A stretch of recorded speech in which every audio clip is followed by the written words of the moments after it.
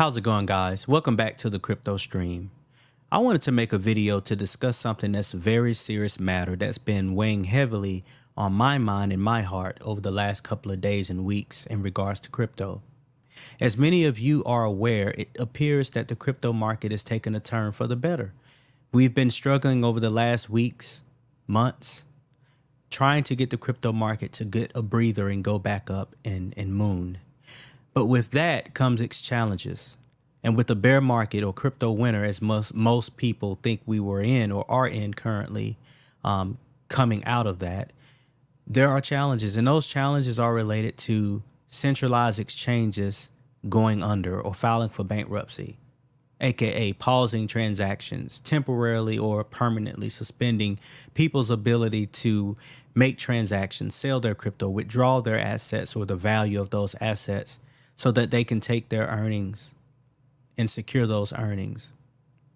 One of the things that I think is very important for all of us to understand, is when it comes to centralized versus decentralized exchanges, that relates to the fact that when you buy crypto on centralized exchanges, you do not own the keys. The keys meaning the private keys to that crypto. So essentially what you will notice if you've been around crypto for a while, you'll notice that it goes like this. Let's say you go to crypto.com. I'm just not picking on them, but let's just say crypto.com or even Coinbase, there, or even Kraken, or you can name a few, KuCoin, or those centralized exchanges, the big ones. And you decide to purchase, let's say, Saitama or Shiba Inu, right? If Saitama were listed on those, but let's just roll with Shiba Inu since that's listed on all of those. You purchase your crypto on crypto.com, and you would normally pay a fee that's much higher than if you bought that crypto on a decentralized exchange, such as Uniswap, where you're essentially swapping Ethereum for an Ethereum-based token or any other token that you would like to transact there. When you buy it from crypto.com, you pay them a fee, usually through your credit card, debit card, or ACH bank transfer, which takes a couple of days to process. And in return, they basically give you a mark on their ledger saying, hey, you have this amount of tokens. But you're not provided with the private keys to be able to transfer those assets away from their what's called custodial asset wallet to your own non-custodial wallet. Non-custodial wallet would be an example with, say, MetaMask, or let's say you can go on further and say Trust Wallet or things of that nature, and Cytopro, since that's just come out, in a decentralized fashion. But you're not able to do that for the most part. And so what happens is when these centralized exchanges decide to shut their doors, or they decide to pause trading for whatever reason, it could be for the token going higher in price and everyone's trying to cash out, the price is dropping too fast, they would pause for any little thing like that. The wind blows the wrong way, they could pause trading. And because of that, you are stuck with your crypto and their exchange, and there's nothing you can do about it. Now, on the contrary, let's flash forward to decentralized exchanges. Decentralized exchanges. Try saying centralized and decentralized fast 100 times, you get tongue-tied. But if we fast forward to decentralized exchanges, example, Uniswap, right? You transact directly with the blockchain, which means that you cut out the so-called centralized exchange middleman. And when you do that, you are in control of your crypto assets. So in the event that the token rises to the price that was your key price for you to exercise your exit strategy, all you have to do is go to Uniswap, execute the trade, pay the gas fees, boom, you have it. Now, you also more than likely need to transfer those assets. When you do your swap, you do need to cash it out through a centralized exchange, right? So you still kind of have to rely on them from that perspective, as I know of at this point. But at least you own your crypto. And you know what? You know how you own your crypto because you know your seed phrase to MetaMask, to SATA Pro, to Trust Wallet. That's that 24 phrase, key phrase, or 12, or whatever it may be that the wallet provides you with, that you set up at the beginning of your establishing that wallet. So it's important to understand the differences between your centralized exchanges and your decentralized exchanges. I wanted to show you guys something here. So if we go over here to an article that was written by Investor Junkie, it gives a good layout explaining centralized versus decentralized exchanges. I'm not going to read the whole article. You can read it yourself. You can just go to investorjunkie.com and you can look up the article entitled Centralized versus Decentralized Exchange, which is right for you. And you can read it on your spare time. But what I do want to point out is this.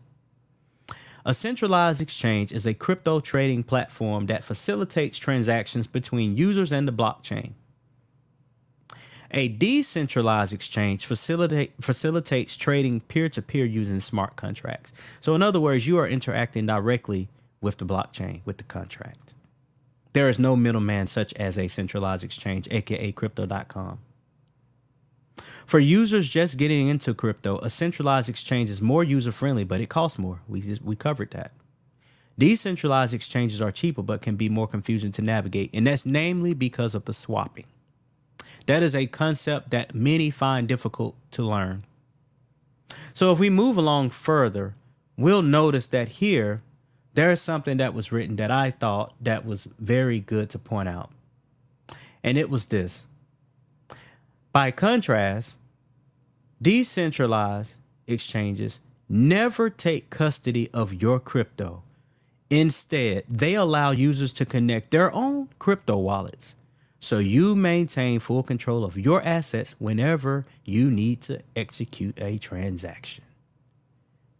One more thing I wanted us to take a look at here. If we go to an article that was written on CNBC in the tech area here, it's titled, Looking to Get Your Funds Out of a Collapsed Crypto Platform, Don't Get Your Hopes Up. So this takes us back to where I was mentioning earlier in the conversation when we first started our fireside chat. I'm going to call this a fireside chat because I'm just being real with you guys. I just had to get this off my chest because I think there are not enough videos out there talking about this topic and having a heart-to-heart conversation, because we need to do better in crypto. We need to do better. This is people's livelihoods. This is people's money. This is how people provide for their retirement and their families. So I take this very seriously. And my goal on this channel is to educate each and every one of you to the best of my ability, to the full power that I have in my knowledge, that I continue to learn. And I don't know everything, but I'm trying my best to learn as much as I can and help any of you that are willing to learn. So I wanted us to go back to this article here, and we'll see, as I already read the topic. Here's an example, recent examples of some crypto centralized platforms that filed for bankruptcy protection and paused trading. Celsius, Voyager. Voyager was very popular. You saw advertisements everywhere. People were getting on the hype train, and then they offer a lot of benefits to using their platform. They did, namely staking, things of that nature, earning, rewards for staking your crypto. However, they filed for bankruptcy. Take a look at this. The debacle raises questions about what happens to investors' funds when an exchange ends up failing. Traders hoping to recoup some of all of their holdings anytime soon are likely to end up disappointed, according to legal experts. Cryptocurrencies aren't regulated. That's the truth of the matter. We are in the wild, wild west of crypto. Now, there is regulation coming down the pike pretty soon from our federal government. And I do believe, and I will say this, I do believe the crypto market needs to be regulated. Because once we are regulated, then a lot of these scam tokens, A lot of these shenanigans that are being pulled by these centralized exchanges, and I'm not picking on centralized exchanges, they have their place. Like I mentioned before, we need centralized exchanges because they bring in newbies to the crypto trading market. They bring newbies in, and it makes it easier for them to be able to trade without having to learn all about swaps and all of the technical jargon about, smart contracts and burning tokens and all of these things and reflections and all of this stuff, and we can go on and on and on about, those things. Centralized exchanges, they bring what's called volume. We need volume, especially in new crypto projects, so that we can attract new crypto investors. The volume is essentially bringing money into the token, which makes the price stable or rise. It's healthy. It's healthy to see prices in the crypto to go up and down. You never want to see your crypto go straight up, because guess what? As fast as it goes up, it's going to drop down like a rock. You want to see sales, peaks and troughs, peaks and troughs, peaks and troughs, higher highs, higher lows. That's what you want to see. That's what you want to see in a healthy chart, And so, like I said, centralized exchanges are good. They have their place. I'm not talking about that aspect of bringing customers to the token. What I'm talking about is the fact that you do not control your assets. So let's move along with this conversation. So it says, for example, the U.S. Securities Investor Protection Corporation insures traders up to $500,000 in cash and securities if a member broker runs into financial difficulty. The Federal Deposit Insurance Corporation, meanwhile, offers bank depositors protection of up to $250K if a lender fails. With no laws governing crypto assets, there's no guarantee investors would be able to recoup their funds if an exchange were to freeze someone's account, or worse yet, completely collapse. Just gave you two examples, guys. Voyager, Celsius. Now let's take a look at CoinGecko, because this here, you're able to look at crypto exchanges, right? They have them by centralized exchanges and then decentralized exchanges. And you can do this yourself. You can just go to CoinGecko, click on crypto exchanges, decentralized exchanges. Again, we believe in educating you on this channel instead of just spewing out information. I like to arm you with the tools to do your own research so that you can be educated and make better decisions when it comes to your investing into crypto. As you can see, Binance, OKX, Coinbase, FTX, Gate.io, KuCoin, HotBit Global, Crypto.com, Kraken, just to name a few, Bitmart, XT, and we can keep going on. As you can see, there are a slew of centralized exchanges. But the one thing that they all have in common is, for the majority, now a lot of them are starting to introduce non-custodial wise, like Coinbase, you have the ability to transfer your crypto into your own wallet. So that's the exception. But for the most part, look at the volume that they're providing every day. So Binance is the largest one. So we're going to say this is $19 billion in volume over the last 24 hours. So like I said before, you need centralized exchanges. They have their place. Now, if we go over to decentralized exchanges, we can see Uniswap. That's what we just talked about. Uniswap, PancakeSwap, just to name a few. You have those. Sushi Swap. I'm just naming some that kind of stick out to me. Shiba Swap. That's the decentralized swap for the Shiba Inu token. And then Sida Pro, Sida Swap. We're gonna be listed there soon. But let's keep moving on. Here's an article from Watch a Guru that shows you where HotBit recently suspended trading after some shadiness occurred. And this shadiness had nothing to do with the customers. It had to do with their own employees, their own managers. But because of that, the customers are being penalized for that. Having their crypto frozen, having their assets frozen to where they can't even do what they would like to do. They can't even take advantage of trading. I'm not going to read this article, but I just want this to marinate on you guys' mind right now. HotBit crypto exchange suspends service after subpoenas. This is a 2-minute read. You can go to Watch a Guru and read it yourself. But what I do want us to take a look at is a copy here. This was a copy of the letter that HotBit sent out to its users. We managed to get our hands on this letter that was sent out on the 10th, which was yesterday. I'm going to read this just to show you and hammer home the point that I'm making when it comes to centralized exchanges and you needing to ensure that you do what you can to trade on decentralized platforms so that you control your crypto assets and overall wealth. Dear HotBit users, we regret to inform you that HotBit will have to suspend trading, deposits, withdrawal, and funding functions. The exact time of resumption cannot be determined at the moment. The reason is that a former HotBit management employee who left HotBit in April this year was involved in a project last year which was against HotBit's internal principles and of which HotBit was unknown. That law enforcement authorities now think is suspending of violating criminal laws. So a number of HotBit senior managers have been subpoenaed by law enforcement and they're being investigated. HotBit and the rest of employees of HotBit's management are not involved in the project and have no knowledge of the illegal actions that occurred with the project. However, HotBit is still actively cooperating with law enforcement, continually communicating with them, the lawyers, and doing what they need for the assets to be safe. HotBit will resume normal services as soon as the assets are unfrozen. Guys, this is all fine and dandy that they're saying it's going to be unfrozen, but the point I'm making here is the fact that they are frozen. Now, you tell me what happens if, for instance, Saitama were listed on HotBit and Saitama reached next all-time highs, went to $1, $5. Shiba Inu, all-time highs, $1, $5, $10. I'm just, making things up here, but you get the point. And you decide to execute your exit strategy. You see on paper you're worth millions of dollars because of your smart investment decisions. And lo and behold, you can't withdraw your crypto to cash out.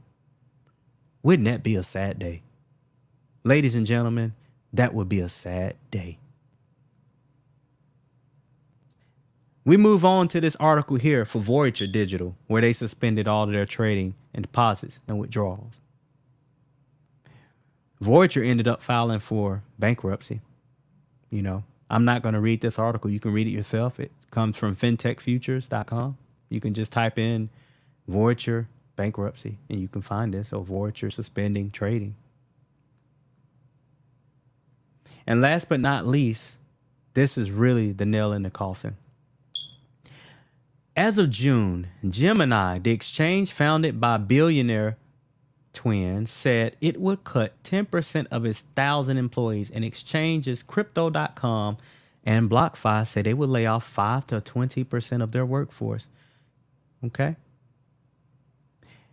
When these companies start laying off people, you need to pay attention. Now, we can have a debate about whether or not we are in a recession, whether or not this recession is going to get deeper, whether or not we're going to go into a deep recession, a really bad recession, or if it's just going to be a U-shaped recovery or a V-shaped recovery, which it kind of appears to be what we're headed towards. We can have that debate another time.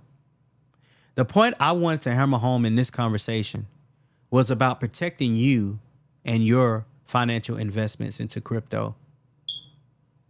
Crypto can reward you if you're patient. It's not about timing the market, but your time in the market.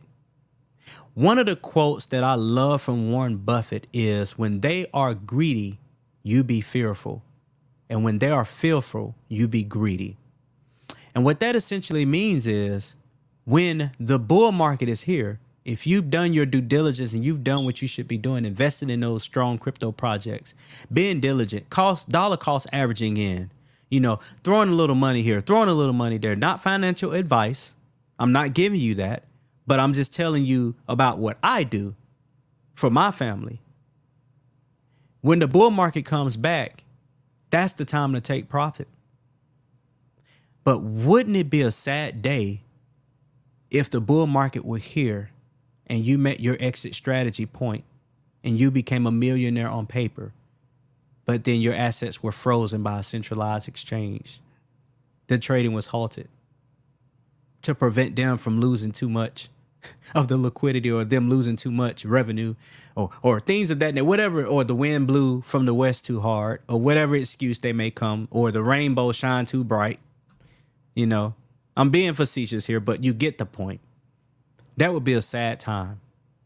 Don't let that happen to you. Please, I beg you, please educate yourself in this crypto space. Educate yourself. Be mindful for what you do. And I'm going to leave you with this. Remember, not your keys, not your crypto. Thank you so much for tuning in to this episode of the Crypto Stream. Remember to invest with a purpose so that you can create generational wealth for you and your family. Take care, guys.